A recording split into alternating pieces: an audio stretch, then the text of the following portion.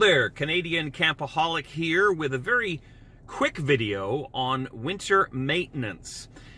It's about mid-January now, so we haven't been camping since early November. It's currently about minus 12 degrees Celsius outside, and I can guarantee you with the breeze, it's closer to minus 20 Celsius. For my American viewers, I have no idea what that is in Fahrenheit, but I'll post it down below, but it's bloody cold. This is not a winterization video. This is not about how to winterize your travel trailer. This is more about what, if anything, you can do in the winter months. Our trailer is stored in an outdoor storage facility that's about 9 minutes away from our home.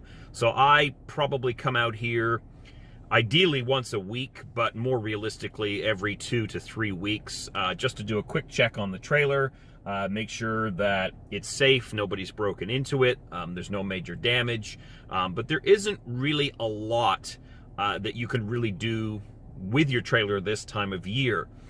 Thankfully, with a travel trailer, I can actually go inside of it and actually check the interior for leaks, for mice and things of that nature. With the pop-up, it was basically keep it shut and hope for the best. The main thing that I wanted to talk to you guys about today is whether or not you should clear the roof of your travel trailer. Now, with a pop-up camper, which is what I used to have, that was very easy. I could come over here to the storage facility and very carefully with a brush, like what you clear the snow off your vehicle with, you could very easily go and brush a lot of that snow off. And the idea was to keep the weight off of the roof.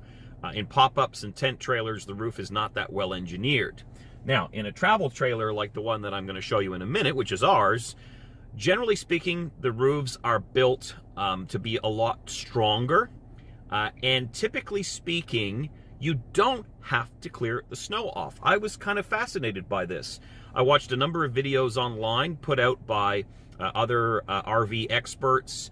There's a lot of videos on YouTube from other RV dealerships all across North America, many of which deal with just as much snow as we do here in southwestern Ontario.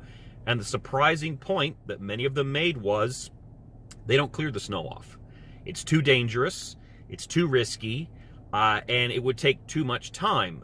There are dealerships close to me here in southwestern Ontario in Canada that have acres upon acres of trailers, and to go around with a stepladder and a soft brush and clear all that snow off would take a ridiculous amount of time. So they recommend that you don't do it. You could slip on the roof, you could fall off.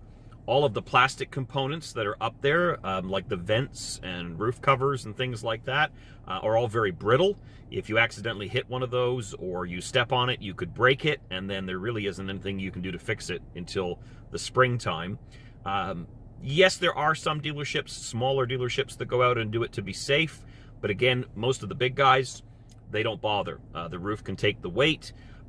Some will argue that if there's a melt and the water gets into seams and crevices, if it then freezes, that causes expansion and that can cause damage. But really, to be honest, it's a crapshoot. It really, really is a crapshoot. You certainly don't want to be using a regular ladder propped against the side of the trailer.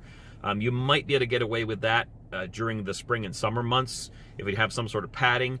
But if you're going to get on the roof, if you're really concerned and you've had a ridiculous amount of snow, a lot of the experts advise use a step ladder. Don't actually go on the roof unless you have to. Get a brush or a broom with a huge amount of reach and pull some of that snow off, but do so very, very carefully.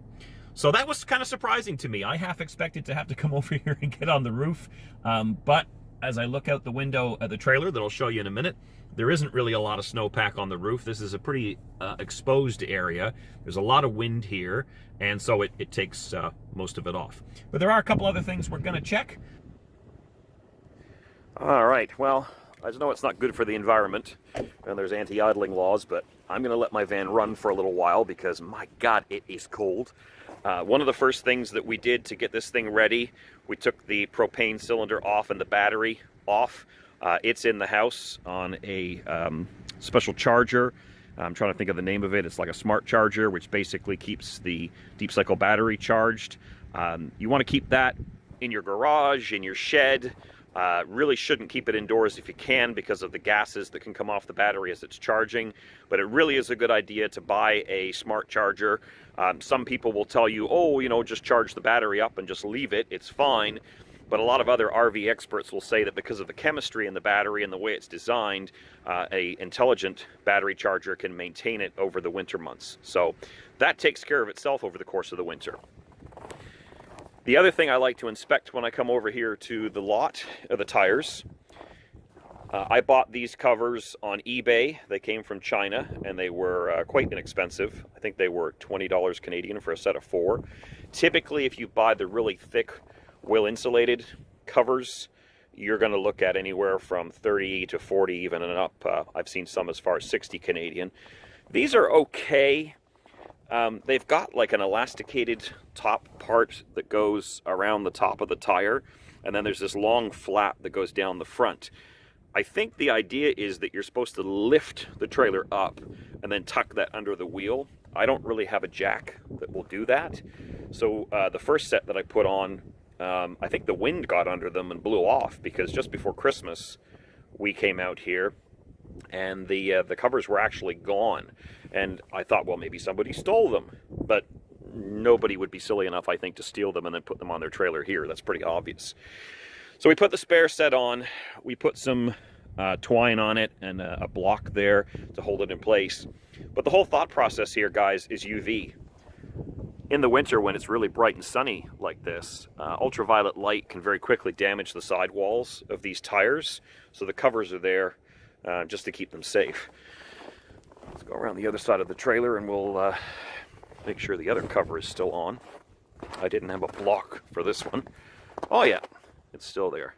I suspect what happened is the wind picked up and probably ripped the covers off, and they're probably buried in the snow at the other end of the storage lot. I'm sorry if my voice sounds a little shaky. It is absolutely frigid out here. On the outside of the trailer this time of year, not really much to do. I've got some ice coming off the spouts, but that's just from where we had a thaw earlier. But, you know, just a quick check of the windows. Make sure there's no signs of any damage. Nobody's hit anything. Nothing's leaking. But on the outside, it looks pretty good. The roof, as I said earlier, I'm not going to get up there and clear that off. It would be very difficult. This is a 10-foot high roof, so you need quite the ladder. And if you tried to get up there, there's just such a risk that you could break things. So a lot of folks, as I've said earlier, recommend you just leave it. Just let it get on with it. It'll support the weight, and you should be fine. And if you look across the complex here, there's really not a lot of snow or ice on the other units, so we're probably fine. Let's head inside and do a quick inspection of the interior. Okay, let's go inside. I'm sorry about the lighting. We don't have any power in the trailer right now, so there's no lights inside. We put damp rid inside the trailer. This is actually damp check. I got this at Canadian Tire. But damp rid, D-A-M-P-R-I-D, is usually the best. Basically, it's a decusant. I'm probably not saying that right, but it's a powdery chemical that is designed to absorb moisture through the top here, and then it collects any excess moisture in the bottom of the container, and then you can safely dump that moisture into your toilet. Now, I have it on the floor simply because I didn't want it to get knocked over. We don't have the corner steadies down, and if the trailer starts to rock and roll, I didn't want it up on the counter where it could fall down and soil the floor. So we've got it in this container. Doesn't look like we've had a lot of moisture. A lot of the crystals are still fairly intact. And as I look in the bottom of the container, there's very, very little frozen condensation in the bottom. So that's a good sign. If you own a tent trailer or a pop-up, these are absolutely essential.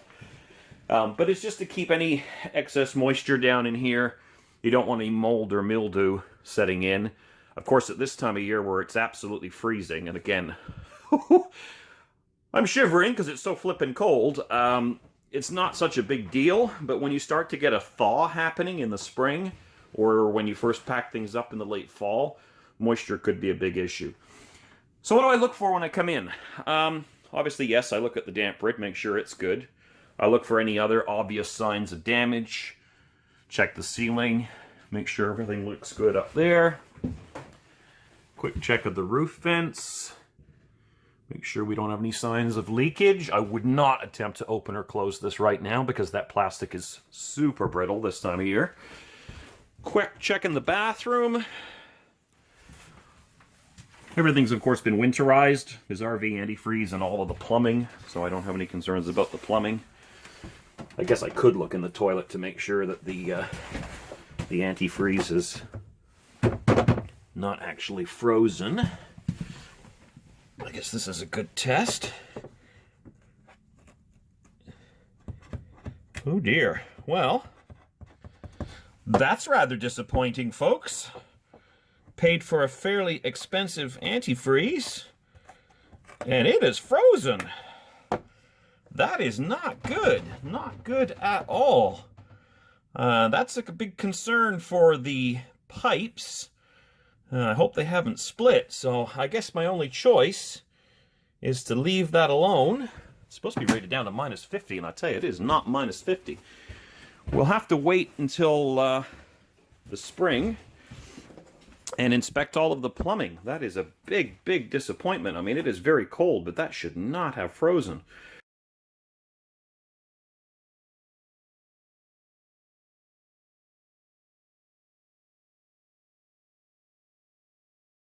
I won't mention the brand name, but I bought it at a fairly reputable dealer and paid extra for the good stuff that had good reviews, and that is frozen absolutely solid. So yeah, that's a little concerning, folks. I guess all I can do is wait till the spring and check to make sure that the plastic lines haven't split. Man, oh man. Shouldn't be too difficult. This is a pretty small trailer, so there's not really a lot of plumbing in here. The only other thing that I'm going to check after that disappointment, I don't know how well this is going to work because there's not a lot of light under here, but we had a little bit of a rodent problem in the fall. So I'm going to pop open this panel here if I can and just make sure that we haven't caught any more mice. And no, it looks like we're good. We've got dryer sheets in there because they stink and it keeps the mice out. I also bought some cloves. Those little black things you see are not mouse turds. Those are actually cloves that I got from a bulk food store. I also bought cotton balls. You can kind of see them down there. And I put some peppermint oil, pure peppermint oil in them. And the combination of the smells, the mice hate it and they'll stay out. But I also put traps in. I've set them with peanut butter. And we did have a few mice in here in the late summer when we first bought it, but we filled in any possible ways the mice could have been getting in. We did catch 3 or 4 mice here in the trailer, and then we've kept the traps. I guess you could, every now and then, dig out the frozen peanut butter and put fresh peanut butter in there, but it's going to freeze regardless. So yeah, that's really all I'm looking for with the trailer, folks. I'm looking basically at leaks. I'm looking at mice. I'm looking at the antifreeze, which sadly is frozen, and also checking just to make sure that we don't have any general issues with moisture. But that really, I think, is about it for checking the inside of the trailer. Oh boy, it is absolutely freezing out there. I had to make that video a little quick and dirty because my hands are frozen. So yeah, that really about sums it up. That's a big shock on the RV antifreeze. I'm hoping that the antifreeze that's in the pipes, perhaps because they're not as exposed to the air, hasn't frozen as much, or that the plastic has enough give in it that as it slushed up, it was fine. I guess the only thing we can do, like I said, inside is wait till the spring, run the water system, and just look very carefully for any cracks or leaks. But that stuff, like I said, it wasn't cheap. It was about $8 a bottle for that antifreeze, for about a 4-liter bottle or about a gallon. And actually, maybe it was more than that. I think it was closer to 10, but it was rated down to -50. And as you saw inside, that was frozen solid. If any of you have any experience with that and any tips and advice, please do feel free to go ahead and give us a comment below. I suppose that's the one caveat about checking your trailer in the winter like this is that if you were to go in it and find a problem, like we did today with the antifreeze, what can you do about it, right? There really isn't anything. It's now just a waiting game. So anyway, we'll stay positive. Wish me luck. Fingers crossed. It's mid-January now. It's probably going to be late April before we get a chance to go camping, but I hope that you've had a chance to start planning the 2018 camping season. We've already booked one trip for May, and probably I would say in the next month or so we'll start to book some of the other trips, and we will wait with trepidation until early April when I can get out here and maybe get some water in the trailer to do some testing, and I guess I'll put a video together on that. My goodness. Anyway, I hope you have better luck when you inspect the inside of your trailer, and please feel free to give this video a thumbs up, and if you haven't already, please do subscribe. Stay warm, and we'll talk to you again soon. Take care.